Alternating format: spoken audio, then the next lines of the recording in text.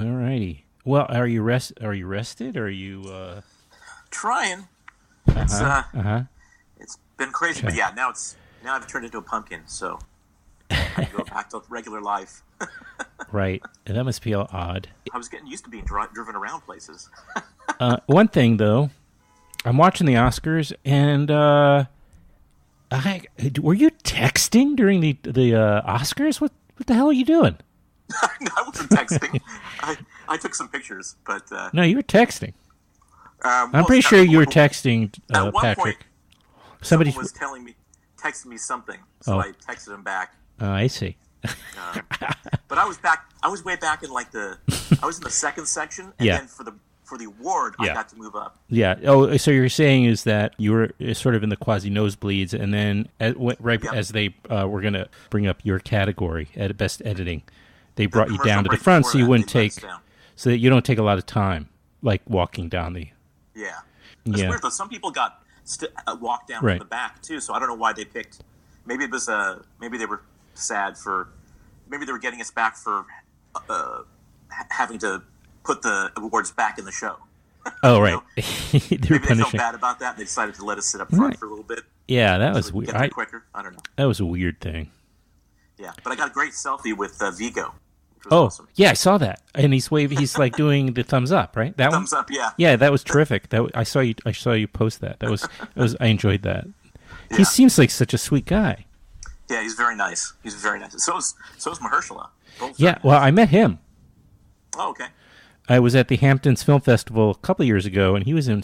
Now I'm going to forget the film, but he already done House of Cards, but he hadn't done much else. I mean, in that level of visibility. So, but I knew him because also my ex-wife, who we just were all in L.A. visiting, she was in the House of Cards, so I knew. So I thought he would know her. So I went over to say hello, and it was a way of kind of connecting. And he did know her, and hi, go ahead and use the bathroom. Don't be shy. It's my son. He's so used to. He's very used to this. He's grown up with me doing it. I've been doing it for like 7 years plus, and he's 14. So. Oh wow. Yeah. It's just old hat for him. Kind of, yeah. But it's funny, actually, in the scene, Mahershala's scene in the movie where he's putting on makeup in the mirror, and tearing up, his baby was in the room crying its eyes out, and so all that sound was replaced. But she was actually there, just crying, and he was just putting on makeup, very calm. Yeah, I texted you because I was with a friend. Yeah, I was with some friends in North Hollywood, and I didn't think you'd respond. So I was very tickled. Eventually. I'm too big now. I don't talk to anybody anymore. No. Eventually. We barely know each other, so you did. Yeah. But I appreciated that you did, because I felt like, oh my goodness, this would be great to get have a guy inside to say what's going on. It's pretty fascinating. Do you remember? Pretty fun. You remember how? Do you remember how David Letterman, was it Letterman? Yeah, or one of those talk show guys. But Letterman was sort of invented this whole approach. He would send in somebody, and he'd have an earpiece, and he would tell them what to do inside. So they'd go to maybe Howard Stern did it too. But where they would send some. Well, I know Howard Stern did it where he would send one of his guys, John, whatever his name is, to the red carpet, and then tell him to ask the most, of course, Yeah, ridiculous questions, yeah. Yeah, and offensive questions, and he would do it. And likewise, but so it would have been good to say, now I want you to, walk up to Lady Gaga, and I want you to kiss her straight on the mouth. I would have been kicked out for that. Yeah, but what a story. What a story, yeah. It looked like her and Bradley were going to kiss there for a second. I know. But they were performing. That was a performance. Come on. Actually, you never know. They came back down during the commercial break and got a second standing ovation. Oh, really? Yeah, so during the commercial, they came out from backstage and came down the steps, and everyone stood up and applauded again. Mm-hmm. So off camera. That was crazy. Off camera. Well, that was a great performance, and I was surprised earlier in the year. I would have thought that was going to sweep the awards. I didn't think it was. I loved Roma, but I didn't expect that was going to be the big film of the year. Yeah, I know everyone seemed to think that Stars at Born. first that it was going to be Stars Born. Yeah, right. The early buzz. But I wasn't surprised at the end of the day that Green Book won the Best Picture. Somebody was texting me. She goes, "Do you think Roma's going?" I said, "No, I think actually it's going to come down to Stars Born or Green Book." And so I thought it was. I thought it was pretty obvious. I mean, from what I heard, the buzz around was that it was Roma or Green Book, and then everyone said when it won, a shocker, and I'm like, how is this a shocker? They've been saying that we were neck and neck. The odds. Oh, really? Everybody. And even though it feels like in the last number of years, there's been a generational shift, right? I mean, there has been. All the old Hollywood guys are kind of aged out, and they let in a couple thousand in the last 2 years. Right. More people that are a lot younger, more diverse. That's right. I forgot about that. So it's really reflected in evening's award ceremony. At the same time, though, it seems like when it comes to the Best Picture category, it's always on the crowd pleaser.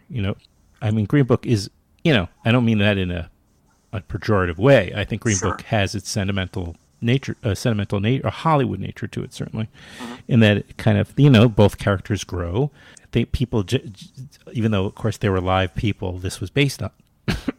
But in the movie version, it's a happy ending for most everybody in the film. Yeah, and it was, I enjoyed working on it. It was a great project. Oh, yeah. Everyone was great on it. It was, really everyone was working hard and giving their all to it. So it was great. So while you didn't win the Best Editing category, you are part of the core team that won the Best Picture Oscar. So how does this affect Patrick J. Don Vito's career?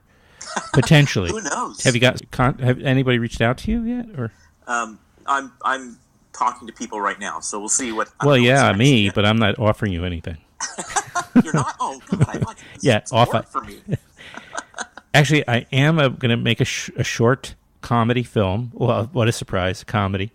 I wrote a comedy. I'll send it to you just so you can look at it. It'd take 5 minutes. I'm not pitching you, but if you want to edit it, I will give you the job. That way I can say at least I have Oscar-nominated editor. Oscar-nominated, and Best Picture editor. I don't know. Editor of Best Picture. I don't know. Somehow or other, you have to sort of couch it that you still walk away with an Oscar because the picture won. You know the old joke? How do you know if someone's been nominated for an Oscar? How? Don't worry, they'll tell you. I can't imagine that this would be a great opportunity now, because even if obviously, if you had won the editor award on top of this, it would have been even more. Yeah, but it was just great to be. Exciting. It was just great to be nominated. All those guys were so fabulous. I mean, I really got to know all the nominees well, and I didn't really know them before. Mm-hmm. And the one I got to know least was Yorgos, because he's from Greece, but he's been in another part of Europe cutting a movie. But all the other ones, Barry Alexander Brown, who's Spike's editor, great guy. We had a lot of fun. Mm-hmm. John Ottman. I mean, everybody was really, really great. So, and Hank Corwin was really fun too. So, so I think we'll hang out some more. I think, because we had a fun time, and I'm happy for them. It didn't matter who won; I was going to be happy for anybody. So, it was really just a fun night. My full family got to go. So my brother and my two sisters were there up in the nosebleeds. They were. Mm-hmm. Oh, terrific! And you didn't have to go that far afterwards. No, right upstairs to the governor's ball, and then. What was that like? It's a big room up there. It's really big, and it was crowded. Yeah. But it was the food was amazing. It is. Walk around with food. Yeah. And they had 60 different items. Okay. Did you meet anybody else at the governor's ball? I didn't really talk to a lot of people. I talked to Pete's wife a lot.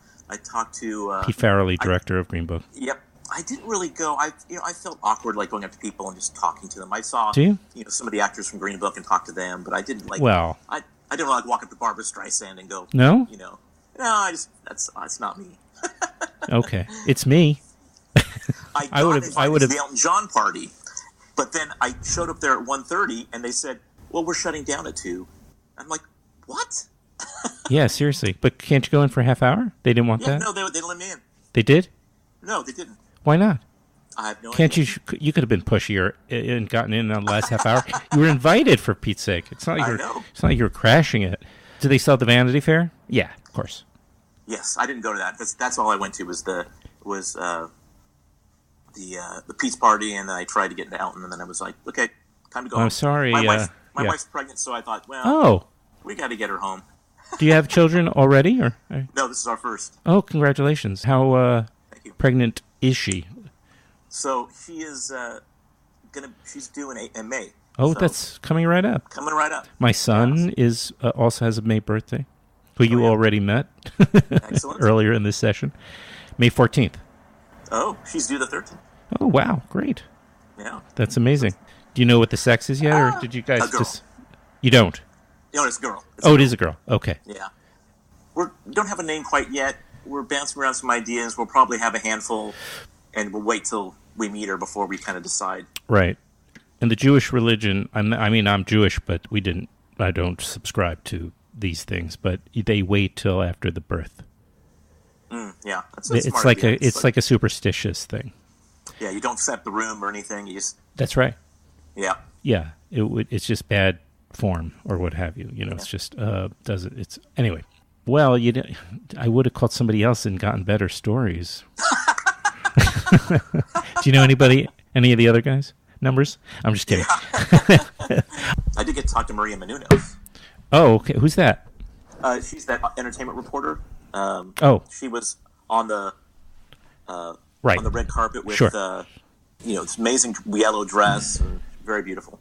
The funniest thing I did though was at the end of the red carpet they had this video booth, and you'd go in and they had a giant A for Academy. Jake, wait one second. Jake, this is Patrick. He was nominated for an Oscar for his editing of one of the movies. Yeah, that's cool. And he's just telling us about his time at the Oscars. You were just nearby when that was happening.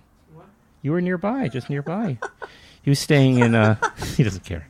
His mother's an actor. She's like a big deal actress. And she's doing I'll just let you get back to your video story. But she's on a series, the first Apple streaming their new platform. She's on the first show, so with Steve Carell and Jennifer Aniston. It's a big deal. Oh, cool. She's like one of the big, and but he's grown up with that. Been backstage with it. He just doesn't. It's jaded now. He understands. Recently, he figured out that this was unusual.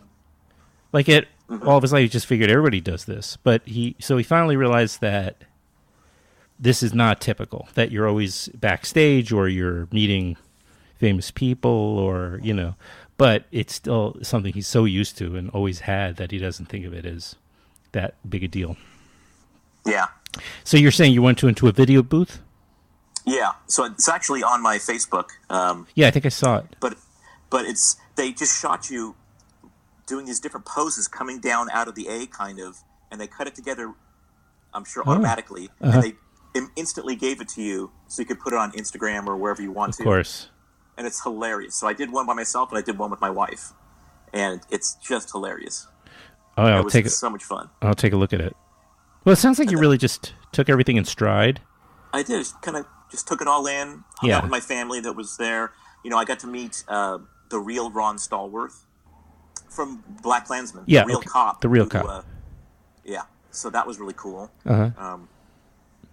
And that was, and it was a fun night. Other than Spike Lee freaking out and trying to run out of the building. Oh yeah, you can't talk trash. You can't talk trash about Spike Lee. He was not happy with the results. He was not. His brother's a buddy of mine, so I was getting some of the. And his brother is leaving for Vietnam with the Spike and the gang in a few days. Oh wow. Yeah, his brother's a good friend of mine. So we're supposed to meet tomorrow, but I'm not sure it's going to happen. Is he going to run into Trump while he's there? Wait a minute, That'll what? be an interesting summit. Right, exactly. No, maybe that's right. That's right. I'd like to see that one. Somebody said Trump finally made it to Vietnam, despite. One of his bone spurs finally got better. Well, despite, as I said, that you didn't win, I'd like you now to let you know you have a platform for giving your speech, if you want to, if you have it. Oh my God! Did you have one written? I didn't. That's a mistake. They say. I didn't think I was going to win. That's what everybody says. It's just like I thought. I had an outline ahead maybe of what I'd say, but I didn't really want to plan it because I didn't want it to be like, I wanted it to come naturally in the moment. So I thought if it's too, planned out, it's going to sound stiff and not interesting. Right. I thought it should be more interesting. So I just thought I'd wing it. I see. And you only had a handful of people to thank, right? The Academy, Pete, and your wife, and your mom, I guess. My assistant. Right. Yeah, right. Well, I look forward to your working future projects and coming on regularly. You're my latest favorite guest. Oh, well, thanks so much. Yeah, I've got, hopefully there's another one coming out this year. I hope it comes out soon, called Three Christs. Right. I think you... I mentioned that before, I think you did. It sounds familiar. Yeah. Three Christs. So I'm waiting to find out if that's going to get a release date, and that's a pretty interesting movie. Who's the director? A great cast. John Avnet. Oh, Avnet. Really? Yeah. Oh, wow. He hasn't done a movie in a while. So. No, yeah. And he wrote this. Oh, great. Based on a book. Oh, terrific. Okay. And so it's dramatic, obviously. Yeah, it's about a doctor in Ypsilanti in the 60s again. So I guess I'm the 60s guy now, apparently. So you're the go-to guy. Doctor. Yeah, anything 60s. 70s, nope, it's got to be 60s. Right. He's a doctor in Ypsilanti, a psychiatrist, and he has 3 patients who all think they're Jesus Christ. Oh, wow. So he decides to put them in a room together to see what happens. And so that's Richard Gere. And then the 3 Christs are Peter Dinklage from Game of Thrones. Of course. Walton Goggins. Okay, and I know Bradley Whitford. Oh, and the therapist is Richard Gere. The therapist is Richard Gere. And then it's also got what's comedian Kevin Pollak is in it as well, and Juliana Margulies. Oh, what a great cast! Yeah, very good cast. Kevin Pollak did the podcast. It was one of these horrible situations where I even got him to do Christopher Walken. Anyway, so he was doing a great. I did get that on video, but the whole interview file was corrupt or something happened to it. Oh no! Yeah, that I had him in the same day. I had Nick Kroll, another interview. So I had these 2 great comedians, and they were funny and engaging. And both of those interviews were. I don't know what happened that day. I was just Mercury was in retrograde. What a bummer. Yeah, I worked with Nick Kroll on A Good Old Fashioned Orgy, which was a fun movie. Jason Sudeikis. I didn't see that one. It's got a ton of people in it. A ton of people. Okay. It's good. It's funny. You edited that one? Yeah. Oh, great. Okay. I'll have to look for it. Yeah. Yeah, I love Kevin Pollak. Have you listened to Kevin Pollak's chat show before? Yeah. Great. Yeah. Although he's ending it, I think. He's stopping it. Oh, no way. Yeah. I think he's run out of people. Live. What's that? He's run out of people. Yeah, exactly. Well, when you're doing a show that goes for like 2 hours in depth. Right. It's great. He did one with Pete Farrelly. That's great. It's 2 hours with Peter Farrelly. I may have seen that. I got to look because I've seen quite a few. For a while, I was really hooked on it and was watching them a lot. I really was enjoying it, and they were so much fun. He did the when the screen freezes. Buffering. Yes. So he did I asked him if he would, because I had an assistant during some of this period of time, and she was videotaping. Thank goodness she videotaped little clips. And at one point, I said, "Could you do the buffering? Could you do a buffering?" And so he did that. He did his Christopher Walken, and maybe one other bit. I was just because I've been watching them and so I had to bring it up. He had directed this documentary talking to all these different comedians. And it was at and it was at the Tribeca Film Festival, so that's how I got him on the show. I just couldn't believe it. From now on, whenever I get somebody that high profile, I just keep my iPhone on, also recording the conversation just to be safe. I record as a backup. There's great little mics you can get, pro mics for the iPhone now too. Good with it. Pete had great stories about Dumb and Dumber because that was their first movie. Never heard of it. Yeah, never heard it. But they didn't know anything about anything, and they somehow let them direct that movie. So he told the crew, just, let me know. I don't know anything, so let me know what I need to know. And so one day, they thought, the honey wagon. You know what the honey wagon is? No. It's the toilets. It's the toilets. Oh. They have the nice. It's the kind of nice name for the bad thing. So it's honey wagon. That's is cute. where all the toilets are. Pete's brother didn't think that's what it was. He thought it was craft service. And so he sat down. It is. It's just a little later on. It's the result of craft service. Yeah, exactly.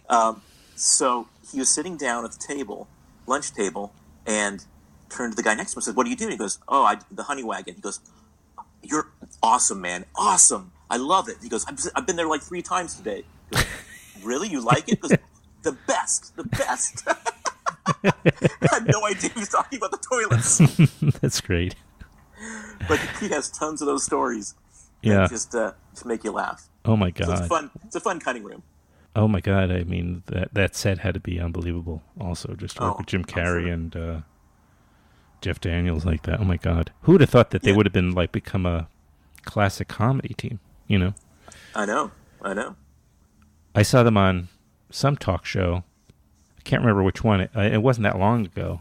They were both on Jimmy Fallon or one of those shows that I just watched it on YouTube, the interview with them. And boy, they still had something, man. They were just enjoying each other so much. It was fun to watch. It's on YouTube. I'm pretty certain that's where I saw it because I wouldn't actually watch a Jimmy Fallon episode. I still can't believe that Jim Carrey took off his caps to reveal that chipped tooth. That's his real chipped tooth. Oh, right. That's right. It's so funny. Yeah. I hope he has had better work done since. Anyway, I'll let you go. The heir to Don Shirley's estate, which is not the family. It's a friend. Okay. I met him at a party, and he brought a piece of clothing from Don Shirley and gave it to Mahershala to have. And it was the sweetest moment. I took some pictures of it. I have pictures of him basically bequeathing this robe to Mahershala, and it was so amazing. One of the sweetest moments, in this whole Oscars period, that I just kind of got welled up and watched them kind of connect and have this moment together. It was so great. Where was that? It was at a party at Spago that they had for us. Okay. Universal, Mm-hmm. and everybody was there. The cast, the crew, and the heir. And the heir.